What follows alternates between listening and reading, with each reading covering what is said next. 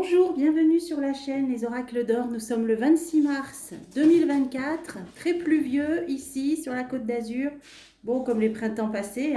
Alors avant de démarrer, je voulais vous faire rire 5 minutes parce que je vous ai mis dans la communauté le petit mot doux que j'ai reçu de YouTube.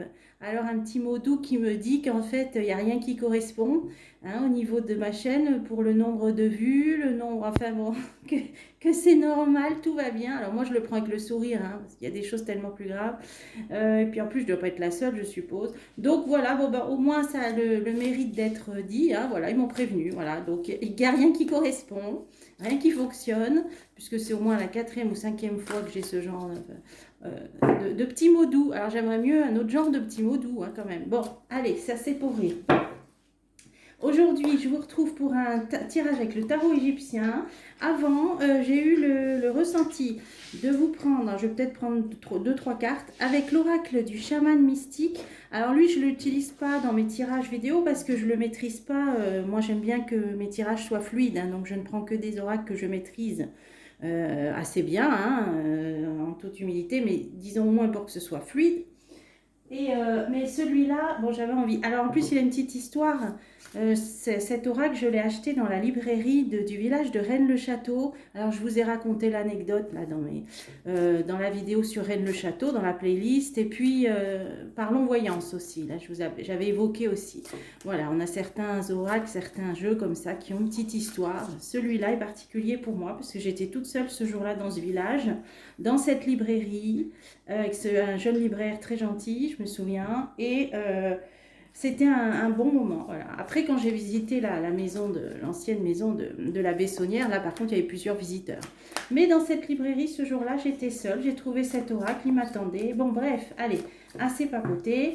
En ce 26 mars 2024, alors déjà, 3 cartes. Allez, 3 cartes, je ne fais pas de coupe. Je vais entièrement au feeling avant de démarrer avec le tarot égyptien. Alors, qu'est-ce qu'on peut savoir pour mes chers voilà, spectateurs fidèles, réguliers ou de passage? Que peut-on savoir aujourd'hui? Alors, la roue de médecine. Tiens, ça nous évoque la médecine. Alors, la roue, ça veut dire que les temps vont changer en ce qui concerne la médecine. Alors, évidemment, avec la crise qu'on a traversée, évidemment, on s'est rendu compte que beaucoup de choses se devaient d'être changées à tous les niveaux, au niveau des praticiens, au niveau de ceux qui leur donnent des ordres, au niveau des là, plus loin beau, là on l'a compris. Bon là c'est peut-être encourageant, ça nous dit que la roue va tourner au niveau médecine. Alors j'espère que dans l'avenir on en viendra à des médecines beaucoup plus douces, naturelles, sachant que, je ne sais plus, peut-être 80% des molécules chimiques sont des copies de molécules qui sont dans la nature, vous le savez, comme l'acide salicylique, l'écorce de saule, ça a donné l'aspirine. Et puis, bon, vous demandez à des Indiens d'Amazonie, ils sauront quelle plante pour soigner, telle. Bon, bref, tout est dans la nature. Mais là, ça va tourner, et pour moi, dans le bon sens. Ça, c'est une super bonne nouvelle pour l'avenir. Alors, et puis peut-être aussi, bye bye les soupes aux choux, on verra bien. Bon. En tout cas, pour l'instant, on nous dit que la roue de médecine, donc ça va tourner. Ah, le cœur du ciel. Le cœur du ciel. Alors ça, c'est la substantifique moelle, je pense, de l'astral et des autres plans supérieurs que l'on doit extraire pour s'en nourrir, pour évoluer.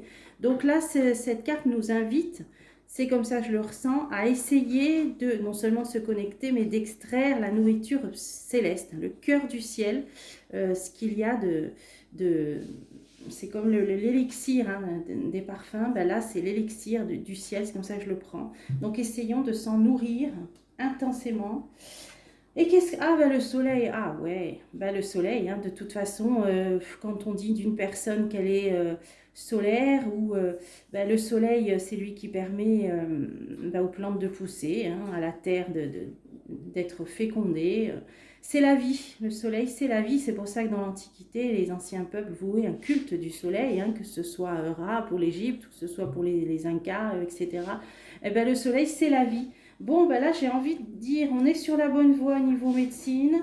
Continuons à nous nourrir de nourriture céleste, et de se nourrir aussi de toutes les plus hautes énergies et de la chaleur du soleil. Oh, bah ça m'a réchauffé. Allez, hop, on va passer au tarot égyptien.